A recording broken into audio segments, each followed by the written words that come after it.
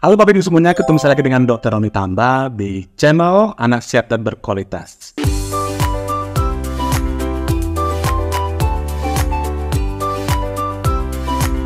Apa kabarnya hari ini? Saya mengharapkan agar Bapak Ibu semuanya sehat selalu dan putra-putrinya bisa bertumbuh dan berkembang sesuai dengan potensi kreatifnya. Bapak Ibu, gak usah kaget, kali ini saya santai sekali karena mengisi liburan, tetap ingin mengedukasi Bapak Ibu semuanya agar kedepannya kita tetap sehat selalu dan putra-putri kita tentunya juga setelah mendapatkan edukasi ini bagi orang tuanya dapat menerapkannya bagi kesehatan dan juga perawatannya ke depannya. Kali ini kita akan membawa materi tentang batuk seperti apa sih yang menyerupai atau merupakan gejala pneumonia, karena di zaman sekarang ini kan banyak orang tua khawatir, wah anak saya ini batuk, tapi di medsos dikatakan sekarang lagi gencar-gencarnya kejadian pneumonia. Bapak Ibu semuanya, tidak semua batuk merupakan gejala pneumonia. Hati-hati ya, karena banyak juga jenis batuk yang sebenarnya bukan karena pneumonia. Nah, ini merupakan materi bahasan yang akan kita pahami bersama kali ini. Tapi sebelumnya, seperti biasa, saya tetap ucapkan terima kasih kepada Bapak Ibu yang sudah rajin menyimak materi-materi kami di channel Anak Sehat dan Berkualitas. Dan bagi Anda Bapak Ibu semuanya yang mungkin saja pertama kali menyimak materi kami, jangan lupa klik tombol subscribe-nya, like, dan boleh di-share kepada teman-teman yang lain agar semua orang bisa mendapatkan materi dan manfaat yang sama, khususnya tentang batuk yang merupakan gejala dari pneumonia ini. Tanpa berpanjang lebar lagi, yuk kita mulai pembahasannya. Jadi Bapak Ibu semuanya, yang namanya pneumonia itu adalah inflamasi. Inflamasi itu bisa karena infeksi dan non-infeksi. Inflamasi ini tentu mengenai yang namanya parenkim paru. Ingat ya, parenkim paru itu merupakan sel atau jaringan paru. Nah, paru itu ada yang namanya saluran paru yang utama, yaitu bronkus, ada juga dia bronchiolus, dan dia akan berakhir pada yang namanya parenkim paru. Jadi, yang namanya pneumonia ini adalah pada parenkim parunya. Walaupun ada juga yang mengenai namanya bronkus, tapi biasanya dia ini bersamaan dengan parenkimnya, sehingga disebut dengan bronchopneumonia. Inflamasi boleh karena infeksi atau non-infeksi, tapi mengenai parenkim paru itu merupakan concern kita yang pertama. Nah, Bapak Ibu semuanya, apa sih penyebab daripada pneumonia ini? Tadi saya katakan inflamasi karena infeksi dan non-infeksi. Coba kita lihat, yang infeksi ini itu ada banyak kemungkinan penyebabnya. Di antaranya adalah pada bayi itu karena virus, karena bakteri, dan juga karena jamur. Yang ini yang paling sering ya. Karena virus, ini bisa karena virus parainfluenza, virus influenza, adenovirus, RSV, dan juga cytomegalovirus ya. Virus ini merupakan penyebab yang paling banyak. Yang kedua karena bakteri karena bisa karena Streptococcus pneumoniae ya, bisa karena Haemophilus influenza, atau juga ada karena organisme atipikal ya, bisa karena Chlamydia traumatis atau pneumocystis ya. Ada juga karena Mycobacterium tuberculosa, ada juga karena Bordetella pertussis. Ini pada bayi yang paling sering. Sedangkan pada anak itu yang paling sering juga ada virus, organisme atipikal, dan juga bakteri. Karena virus bisa karena parainfluenza, influenza virus, adenovirus, dan juga RSV. Sedangkan organisme atipikal itu karena Mycoplasma pneumoniae ya. Sedangkan karena bakteri bisa karena Pneumococcus dan juga Mycobacterium tuberculosis. Ini karena infeksi. Sedangkan karena non-infeksi, inflamasi karena non-infeksi itu bisa terjadi akibat disfungsi menelan atau reflux esophagus, bisa juga karena inflamasi misalnya karena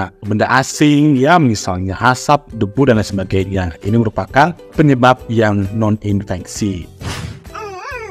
Bagaimana sih cara kita untuk mendiagnosa atau mencari tahu daripada apakah pada anak kita ini terjadi pneumonia ya? Setidaknya ada gejala yang kita pegang ya, yaitu gejala klinis. Gejala klinis adalah gejala-gejala yang muncul pada anak kita. Yang pertama adalah demam. Demam itu merupakan prediktor atau gejala yang mestinya ada ketika anak kita mengalami pneumonia. Sehingga kalau misalnya ada anak kita batuk tanpa demam, itu bukanlah penyebab daripada pneumonia. Yang kedua adalah ada lebih dari satu gejala respiratori, artinya gejala yang muncul dari saluran pernapasan apa saja itu, misalnya takipnu dan napas cepat. Napas cepatnya berapa kali parameternya nanti akan saya berikan. Yang kedua adalah batuk, yang kemudian adalah napas cuping hidung, retraksi, ronki, dan suara napas melemah. Napas cuping hidung ini merupakan parameter dari sesak. Sesak itu biasanya ditandai oleh napas cepat, penggunaan otot bantu napas, misal napasnya jadi mengkis-mengkis seperti itu. Dan yang ketiga adalah sianosis yang bisa kita lihat misalnya pada kukunya, pada mulutnya, kuku tangan, kuku jari, atau juga yang jika lebih berat itu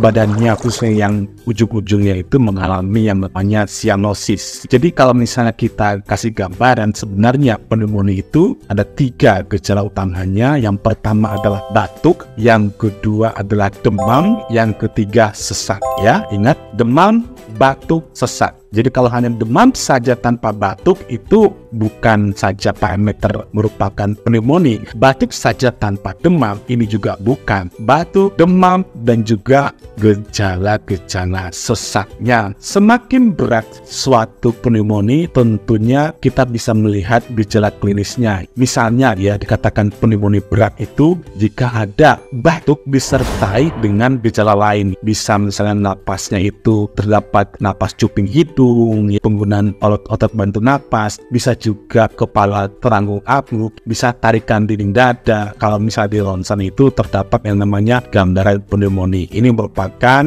pedoman dari diagnosis yang dikeluarkan oleh WHO ya. Untuk gambaran sesaknya bisa dilihat daripada napas yang cepat, suaranya merintih atau disebut dengan grunting.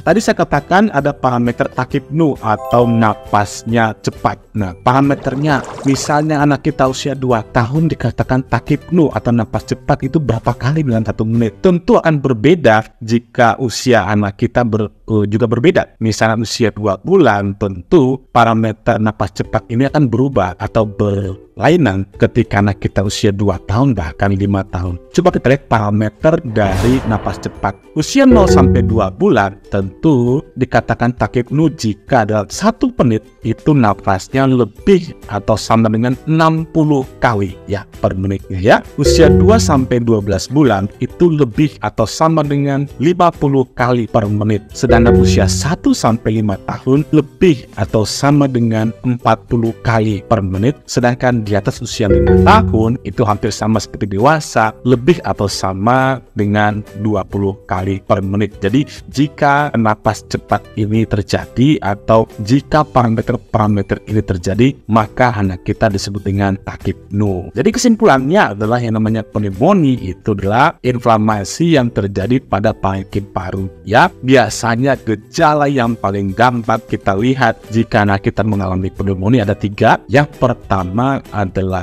demam, yang kedua adalah batuk, yang ketiga adalah sesak dengan banyak parameternya. Sesak bisa dengan takipnu atau laju nafasnya itu cepat, tadi parameternya sudah. Yang kedua adalah napasnya mengkis-mengkis. Yang ketiga ada penggunaan otot bantu nafas seperti napas cuping hidung atau tarikan otot dinding dada. Ya, 3 itu merupakan parameter dari pneumonia. Jadi batuknya seperti apa? Tentu harus ada 3 parameter ini. Kalau mungkin anak kita hanya batuk tapi tidak demam, terutama tidak demam tinggi, apalagi tidak sesak, itu bukan pneumonia. Jadi jangan khawatir mana yang pneumonia, mana yang tidak pneumonia, bisa kita bedakan sehingga kita tidak terlalu worry, tidak terlalu yang namanya khawatir, tapi tetap juga jangan lupa observasi anak kita. Terlalu worry juga itu kurang bagus, tapi terlalu panik juga tidak bagus. Nah, demikian Bapak Ibu semuanya, saya sudah sampaikan tentang batuk yang kira-kira merupakan gejala dari pneumonia. Mudah-mudahan materi ini bermanfaat buat Bapak Ibu semuanya. Salam sehat, selamat berlibur, selamat Natal dan Tahun Baru. Dadah!